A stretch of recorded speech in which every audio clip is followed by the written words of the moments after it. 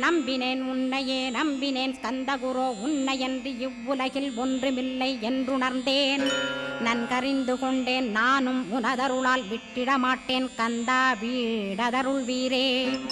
நடுநற்றித்தானத்து நானுனை தியானிப்பேன் பிரம்ம மந்திரத்தை போதித்து வந்திடுவாய். சுழுமுனை மார்க்கமாய் ஜோதியைக் காட்டிடுவாய் சிவயோகியாக எனச் செய்திடும் குருநாதா.